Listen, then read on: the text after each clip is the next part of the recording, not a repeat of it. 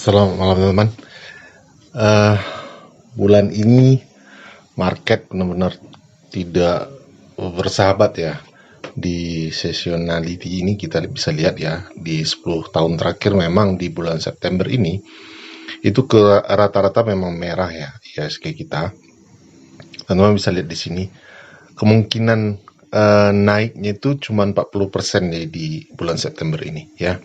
Yang paling parah itu bulan Mei ya, ini juga 40%, kemudian September 40% kemungkinan naiknya, dan November ya 33% saja.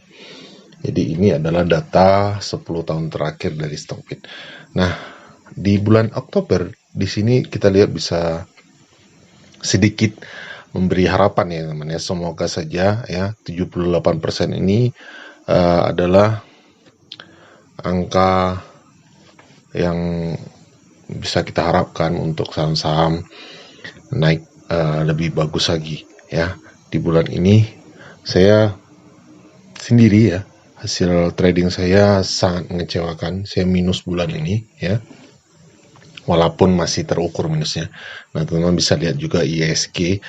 Kalau kita teman-teman ingat pola yang kita bagikan waktu itu, ini sudah membentuk letter letter L seperti ini ya.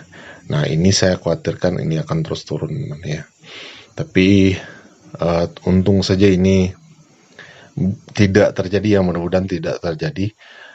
Di sini kita bisa lihat juga begitu dia turun kemudian membentuk agak patah seperti ini, kemudian dia naik. Nah, sebaliknya juga seperti itu biasanya teman ya. Para penganut teknikal itu pasti paham ya. Yes, okay. Nah, kita masuk ke pembahasan saham. Nah, kemarin ya kita sempat bagikan CNMA ini ya beberapa kali plan ini. Plan yang saya ambil sebulan yang lalu ya, 31 Agustus. Plannya buy di 272, kemudian stop loss di 260, kemudian TP di 316. Nah, sekarang harganya sudah masuk ke 300, teman-teman bisa lihat di sini. Nah, hari Jumat kemarin ya, tanggal 29 September itu sudah di 300, artinya ini sudah profit lebih kurang 10%-an ya, lebih kurang. Nah, kenapa CNMA ini menariknya? Karena secara struktur market, teman-teman bisa lihat ini dia sudah beberapa kali menyentuh area yang saya kasih kotak hijau ini. Bisa kita asumsikan ini adalah support yang cukup kuat, apalagi dia sudah mulai sideways di sini ya.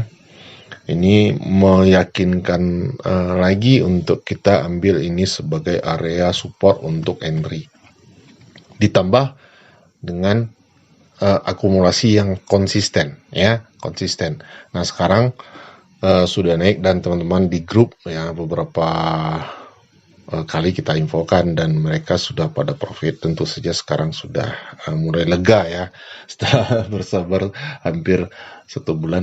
Kemudian apakah CNMA ini masih menarik? Nah, itu pertanyaannya ya. Nah, ini kondisi terakhir ya, hari Jumat kemarin di time frame 1 hari ya, atau 1 day ini. Menurut saya masih teman ya, menurut saya masih. Kenapa? Karena teman-teman bisa lihat di sini broker sumarinya ini masih akumulasi ya. Broker PD sudah 70,3 miliar mengkoleksi saham ini di harga 276. Kemudian GR 275 miliar, AK 4 miliar, CC 2 miliar, dan seterusnya. Nah, dan harga rata-rata keseluruhan itu masih di 280, artinya belum terlalu jauh dibandingkan harga sekarang di 300 ya. Jadi kita belum terlalu ketinggalan di CNMA ini.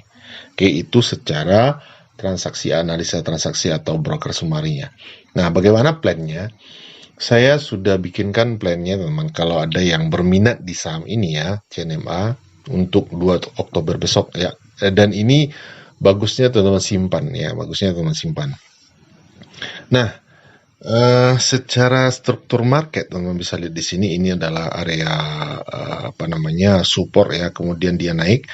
Kemudian ada tekanan turun di sini ya, yang candle merah ini, kemudian menciptakan imbalance Nah, teman-teman, sekali lagi, teman-teman teknikal pasti ini sudah tidak asing lagi tentang imbalance ya.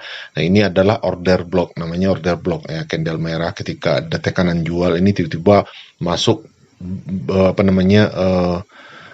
buyer yang cukup besar ya, sehingga menciptakan ketidakseimbangan harga. Nah, inilah yang dikatakan imbalance. Nah, kita tandai area ini sebagai zona untuk entry. Nah, kemudian dia juga sudah break structure teman atau BOS ya. Ini adalah resisten sebelumnya yang jarum-jarum ini, walaupun dia itu tertekan lagi membentuk wick seperti ini tetap saja adalah resisten sebelumnya. Harga pernah menyentuh di level ini dan itu sudah di break oleh candle hijau yang besar ini ya, atau bullish engulfing. Kemudian harga sudah pullback lagi, hampir menyentuh zone tapi tidak sampai ke zona ini. Harga sudah naik lagi. Nah, di sini biasanya disebut ini area liquidity atau area berebut beli ya, rebutan beli sehingga harganya terdorong naik ke atas lagi. Nah, kemudian di mana bagusnya kita entry? Nah, di sini saya rencanakan ya, kalau teman-teman masuk di harga 300 ini, terpaksa teman-teman harus bikin stop lossnya itu agak jauh ke bawah ya, mungkin sampai 10%, dan itu tidak bagus untuk area stop loss kita. Jadi teman-teman, saya sarankan untuk antri atau menunggu harga terkoreksi lagi ya, kalau bisa di antara 280 ke 286, sehingga kita bisa letakkan stop loss itu hanya 5% saja seperti ini ya. Jadi teman boleh antri di 280 atau setinggi-tingginya di 286. Kalau masuk di 286 itu teman-teman bisa bikin stop lossnya itu sekitar 6,9% atau 7% lebih kurang. Nah, sementara saya optimis ya, target optimisnya itu di harga yang pernah tersentuh di sini di 340 itu sebesar 21% kalau teman-teman masuk di 280. Nah, itu plannya ya. Tapi bisa saja harga ini tidak koreksi teman-teman ya. Nah, ini bagaimana menyikapinya. Nah, itu tergantung ke karakter teman-teman ya. Maksud saya itu, apakah teman-teman berani mengambil risiko? Ya, tentu saja berani dengan ada alasannya ya. Misalkan alasannya memang saham ini sedang rame, sedang diakumulasi. Nah, kita masuk ketika frekuensinya tinggi atau volumenya tinggi. Kemudian jangan lupa teman-teman wajib menentukan stop loss-nya ya. Bukan stop loss. Ini penting teman-teman, karena kita tidak tahu saham ini, karena saham baru ya. Bisa saja dibawa turun dulu ke bawah, kemudian teman-teman cut loss, harga setelah itu naik tinggi ya. Nah, untuk penjelasan order block dan imbalance ini bisa kita bahas di video lain nanti ya. Ini penting juga menurut saya untuk yang suka analisa teknikal ya. Nah, ini penting, nanti kita bahas. Dan yang paling penting lagi, teman-teman wajib memeriksa blocksum-nya ini ya. Jadi setiap saham-saham yang kita rekomendasikan ya, itu ada 3 alasan untuk memilih saham itu. Yang pertama, kalau saya biasanya analisa transaksi dulu ya. Yang kedua, harganya ya. Harga itu price action seperti ini teman, apakah harganya sudah tinggi atau masih di area support, atau dia sudah breakout ya, dan seterusnya. Yang ketiga, baru kita cari momentum. Momentum itu seperti kita menunggu di area order block ini, kemudian dia masuk ke area kita, ke zona kita entry. Nah, itu momentum. Nah, jadi selalu 3 itu. Bahkan untuk saham-saham yang kita bahas di grup scalping itu semuanya adalah berdasarkan analisa transaksi yang pertama ya. Tapi saya tidak melihat atau tidak terlalu fokus ke analisa harga ya, atau price action seperti ini. Kenapa? Karena untuk scalping itu kita masuk benar-benar ketika saham itu rame teman ya. Jadi kita masuk dapat 2-3% langsung keluar, dapat 2-3% langsung keluar. Ada juga teman-teman yang dapat 10% kemarin hari Jumat, ada yang profit besar-besar juga ya. Itu kalau teman-teman sudah paham saham-saham itu, tentu teman-teman sudah hafal pergerakannya bisa kuat naik sampai berapa dan seterusnya. Itu bisa kita sambil jalan nanti ketahui ya. Kita tidak perlu buru-buru untuk ambil profit karena kita tahu saham A ini akan biasanya naiknya cukup tinggi, saham B ini biasanya naik hanya segini saja misalkan. Nah, itu akan dapat teman-teman yakini atau pahami sambil jalan nanti. Jadi begitu teman ya. Semua saham-saham setiap minggu itu kita punya puluhan saham untuk scalping ya. Kalau untuk swing itu kita punya biasanya 3-6 saham itu ada.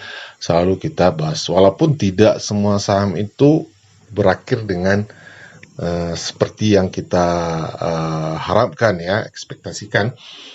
Itu hal biasa. Kalau dia tersentuh stop loss pun, stop loss kita sudah stop loss yang terukur dan kita akan lebih gampang recover kembali ya, karena kita selalu, nah ini juga teman perhatikan ya, perbandingan stop loss dan TP-nya itu minimal itu 1:2. Jadi kalau teman kena stop loss satu saham atau dua saham, kemudian satu sahamnya profit, itu sudah bisa mengcover dua saham yang kena stop loss tadi. Jadi ada yang harus kita perhatikan, yaitu money management ya, atau plan-nya seperti itu. Oke, boleh teman-teman pertimbangkan dan analisa ulang lagi saham-saham ini. Oh ya, tadi saya sampaikan ya, ada puluhan saham tiap minggu di scalping itu kita analisa ya. Kita lihat dulu broker sumarinya apakah ada akumulasi, kemudian kita masukkan ke watchlist. Di hari Seninnya atau di setiap hari kita hanya akan melihat, ini untuk membantu teman-teman yang belum bisa melihat volume, belum bisa melihat frekuensi, belum bisa melihat running trade, belum bisa membaca bid offer. Nah, itu tujuannya. Tapi kalau teman sudah bisa baca bid offer, bisa baca volume dan frekuensi, seperti video-video edukasi kita di grup itu tidak ada masalah juga. Teman-teman tidak pakai itu pun tidak ada masalah ya. Jadi saya selalu memberikan saham-saham, ada sekitar 40 sampai bahkan 50 saham, semuanya kita masuk ke watchlist, kemudian kita fokus ke saham-saham yang rame, yang hijau atau yang biru, kita trading di situ. Nah, itu lebih aman ya secara guyuran ya, karena kita dasarnya itu ada akumulasi yang minimal itu 3 atau 4 hari atau 5 hari ya, bukan akumulasi yang tiba-tiba setiap hari itu digoreng, bukan yang itu. Kalau yang goreng-gorengan itu biasa teman-teman yang sudah mahir di scalping itu pasti bisa trading di situ. Tapi kalau teman-teman yang masih baru itu pasti akan berbahaya sekali ya kalau saham-saham yang digoreng pada hari itu kemudian diguyur lagi tanpa ada stop loss atau tanpa cut loss, membiarkan saham itu turun minus, akhirnya teman minus dalam. Oke. Demikian saja, silakan analisa ulang saham ini dan pastikan money manajemennya ya. Semoga bermanfaat dan selamat malam.